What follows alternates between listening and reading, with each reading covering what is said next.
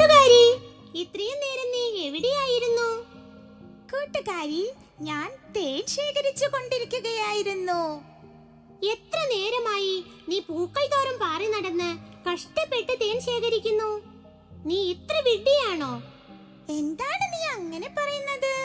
ഞാൻ ചെയ്യുന്നത് വളരെ നല്ലൊരു കാര്യമല്ലേ? വളരെ നല്ല കാര്യം.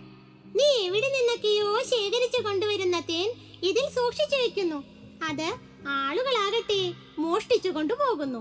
അങ്ങനെ നീ കഷ്ടപ്പെട്ട് ശേഖരിച്ച തേൻ മറ്റുള്ളവർ മോഷ്ടിച്ചു കൊണ്ടുപോകുമ്പോൾ നിനക്ക് സങ്കടം തോന്നാറില്ലേ? നിനക്ക് നിരാശ തോന്നാറില്ലേ? ഇങ്ങനെ ചെയ്യേണ്ടിയിരുന്നില്ല എന്ന് വിചാരിക്കാറില്ലേ? ഒരിക്കലും അങ്ങനെ തോന്നിയിട്ടില്ല ചങ്ങാതി. എനിക്ക് അഭിമാനവും സന്തോഷവും മാത്രമേ തോന്നിയിട്ടുള്ളൂ.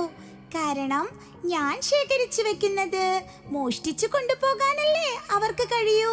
അവർക്ക് തേനിങ്ങനെ ഉണ്ടാക്കാനും ശേഖരിച്ചു വെക്കാനും കഴിയില്ലല്ലോ. അതുകൊണ്ട് അവർ എത്രമേൽ മോഷ്ടിച്ചാലും അത് ഉണ്ടാക്കി വെക്കാൻ കഴിയുന്നത് എനിക്കാണെന്നുള്ള ഒരു അഭിമാനബോധം എന്നെ വളരെ ആഹ്ലാദഭരിതയാക്കുന്നുണ്ട്. കൂട്ടുകാരി, ഇപ്പോൾ എനിക്ക് എല്ലാം മനസ്സിലായി. നമ്മെ പലതും പറഞ്ഞ് അപമാനിക്കാനും പലതും അപഹരിച്ചു കൊണ്ടുപോകാനും സ്വസ്ഥത കളയാനും ഒരുപാട് പേർ ശ്രമിക്കും. അവർക്ക് അങ്ങനെ ശ്രമിക്കാനേ പറ്റൂ. അത് നിറയെ ഉള്ളിൽ നിലനിർത്താൻ നമുക്കല്ലാതെ ആർക്കാണ് കഴിയുക, അല്ലേ? അതേ കൂട്ടുകാരി, എന്നാൽ എനിക്ക് കുറച്ച് തിരക്കുണ്ട്. ഞാൻ അല്പം കൂടി തേൻ ശേഖരിക്കട്ടെ. പിന്നീട് കാണാം കൂട്ടുകാരി. എന്നാൽ അങ്ങനെയാകട്ടെ കൂട്ടുകാരി.